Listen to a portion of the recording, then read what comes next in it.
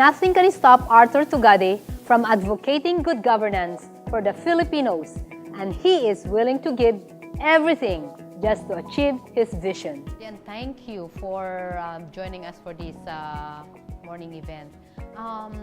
Can you tell us about your childhood?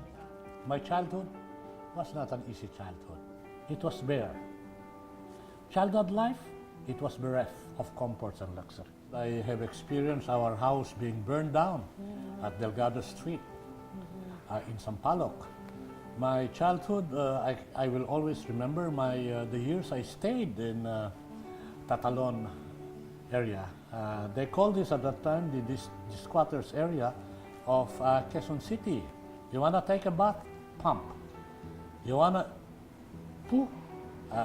You have to dig a hole, and that's where you do it.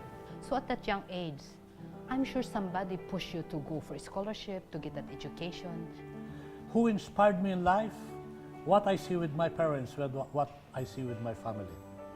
You know, my parents are very hardworking parents. I saw in them the virtue and fastidiousness of being hardworking. I saw my mother. I saw in my mother the love for children. I saw in my parent the caring arms of a father. What inspired me to do are people who shared. My parents, my brothers and sisters, my surrounding, my teacher. They were willing to share. I said, you're sharing with me. I will not allow to go to waste. I said to myself, in the future, none of my children will ever experience what I have experienced. And that became the driving force. Kumbaga, tira, sugod ng sugod, para mabago ang kinabukasan. And if and when the time comes for me that I'm ready to share, or I am in a position to share, I will do it, because that is the way the world should move. Now your children, they never experience what you've gone through. Believe it or not, the first job of my eldest child, my eldest son, mind you, was a janitor in the office. My other son, who is now a lawyer, he was a pahinante in my trucking company.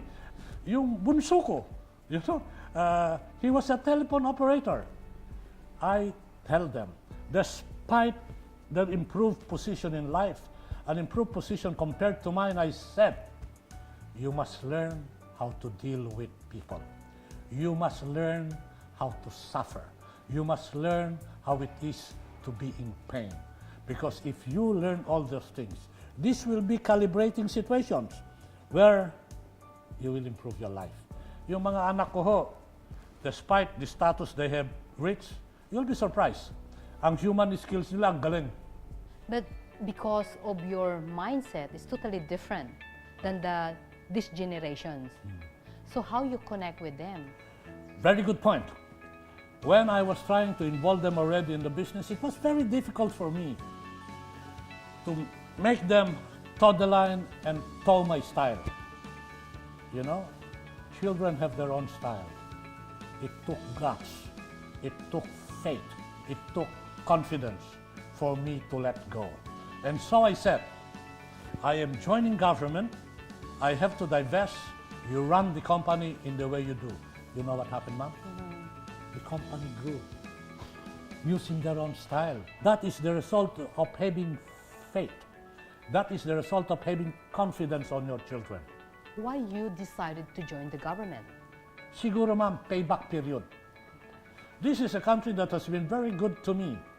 From my origins in the economic strata, I grew. This government has been very good to me. I have only one country. And so when I decided to be in government, when I took my office, I said, I have to be fair. It's payback time. You're such a fantastic leader. Can you share with us how you run it, your leadership skills? My leadership skills is dictated by my set of values and culture. My leadership skill is dictated by my heart. My leadership skill is dictated by wanting to do what you think is the best for your country. If you have this, the rudiments of A to Z comes as a matter of course. If you do this, day in, day out, it's yours and it will show. So how you show that love to your people, to your employees? Nung nasa pribado ho ako, ang mga empleyado ko, quarterly bonus. Ang katapat lang ho, ID, mag-lunch ka anytime you want, from 12 o'clock to 3 o'clock. Libre. Meron akong kwarto doon na nursing room kung saan yung mga mother, no? Meron akong presentation room, convertible into a movie house. I have a gym in one full floor for the use of my employees in government. Meron retirement program, hindi pondo, pinilitan kong pondohan. Binalance ko ho yung payroll. Binitbit ko yung alipusta at duda para lang makiisa at makagawa. If that is not love for employees, I don't know what is. In other words, it's easy to say I love my employees. But when you express what you say, love for employees, and it hurts your pocket, and still you do it, siguro naman ma'am, caring na rin yun, di ba? Because of those love for your people, for our country, where do you see, what's your vision for our country? Alam mo yung history ng Singapore, from a developing country to a powerhouse. Siguro naman pwedeng sabihin natin, magkaisa tayo sa prinsipyo, magkaisa tayo sa kultura in ways of doing things, magkaisa tayo sa pride and identity for country. This country can grow from a developing country to a powerhouse country. I know that Asia CEO Forum put a timeline of making Philippines first world on or before 2030. Kaya ba natin yon? Ako, tatanungin mo ma'am, napakatagal naman yun. I love it! I love it! Napakatagal naman yun. So what is your big special advice to all the Pinoys to finish our vision? Be transparent. There is no such thing as selfish interest. If you join government, there is no personal interest and selfish interest. The selfish and personal interest must be subrogated to the national interest. If you cannot do that, don't join government. There is already a created perception that once you are in government, you do crazy things, you do unethical things, you are corrupt. It must change. If you are in private, pwede ba? If you don't like government to be corrupt, if you are in private, simple lang, huwag kang mangurap. If you want government to be doing the right things at ayaw mo maging pasaway ang mga taga-gobyerno, ikaw sa pribado, huwag ka rin maging pasaway. Let's tango together and the road to development and growth will be reachable. 2030 is very long.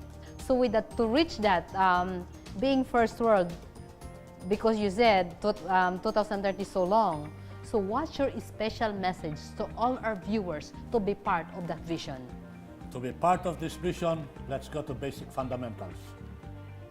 Huwag kang maging pasaway. Mahalin mo ang bayan. I have a hashtag which I introduced last December. Can I share it with you, ma'am? Of course! Bayan Pamor! Bayan Pamor! Wow! Thank you! Every success has its struggles. Every dream has its trials and tests. Listen to their stories, because if they did it, you can also be self-made.